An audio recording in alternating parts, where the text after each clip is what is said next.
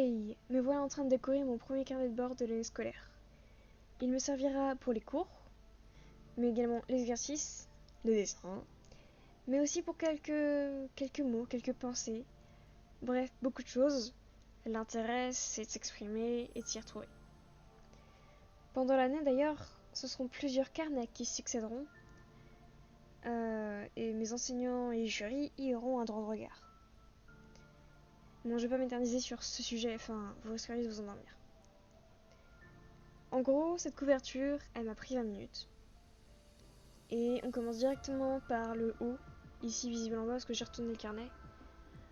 Par le haut du carnet parce que j'ai bêtement oublié de finir le bas. Désolée. Et je m'excuse une deuxième fois, pardon d'avance, je filme très peu et j'ai tendance à décaler légèrement mon objectif. Donc si le cadrage craint, c'est que j'ai besoin de pratique ou d'un outil qui tiendrait mon objectif. Ce serait le must. Donc désolé d'avance. Ensuite, comme vous pouvez le voir, j'ai accéléré la vidéo. Je suis normalement un poil plus lente. La vidéo là elle fait 5 minutes. J'ai mis 20 minutes à tout faire. Donc c'est normal. J'espère juste que le principal, ce qui m'avait l'air d'être le principal, je l'ai gardé. J'espère que ça vous suffira. Sinon, au sujet de ce que je suis en train de faire là maintenant, c'est un style de motif qui est très récurrent dans mes productions. Donc je me suis dit que pour mon premier carnet, ce serait une bonne représentation de moi. Je ne prétrace pas ce type de dessin, tout est fait dans l'instant, c'est comme on dit, au feeling. Pour cette déco, j'ai utilisé deux crayons, un Posca blanc en 0,7 mm et un pinceau que je découvre pour le dessin et que vous me voyez utiliser pour les grandes courbes. Après ce motif récurrent, j'ai opté pour un autre élément que je dessine beaucoup, le cœur.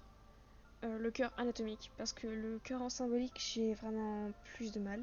Enfin, c'est pas que c'est difficile, mais ça m'intéresse moins. Ensuite, donc pour ça, j'ai utilisé le Posca en 0,7 et non pas le pinceau. Parce que j'ai besoin de plus de détails et j'étais moins à l'aise avec le pinceau qu'avec ce Posca, donc je me suis dit que ce serait mieux. Et avant de faire le Posca, j'ai rapidement tracé au crayon en HB les contours. Parce que je suis pas infaillible, ça m'arrive de faire des bêtises et j'avais pas forcément envie de foirer ma couverture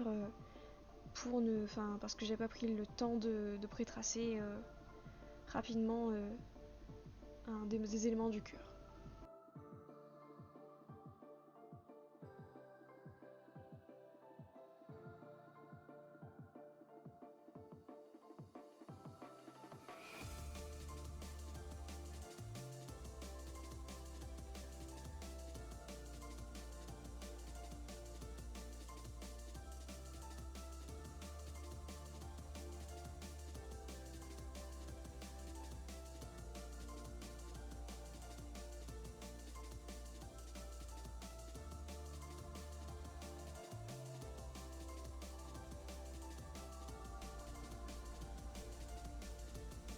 Pour le remplissage, je n'ai fait que les ombres, et ce avec le pinceau.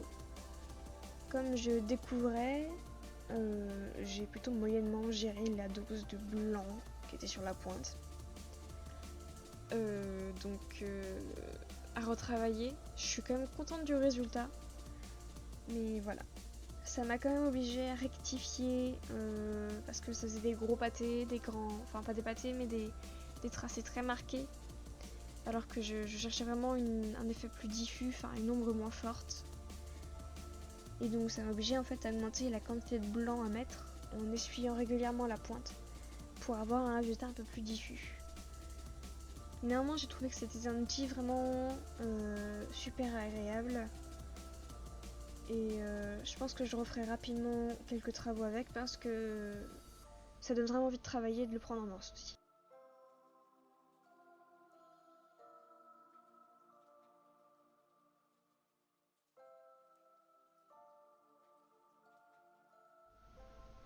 Sur ces dernières images, on peut voir que j'ai pu en fait éliminer un peu de blanc de la mine et donc en fait travailler avec des ombres plus diffuses, moins fortes, qui qui étaient plus comme j'espérais les avoir. Et donc voilà le résultat. Merci d'avoir suivi jusqu'au bout et n'hésitez pas à donner des conseils, à me demander un sujet pour un prochain dessin, une vidéo. D'ici là, je vous dis à bientôt.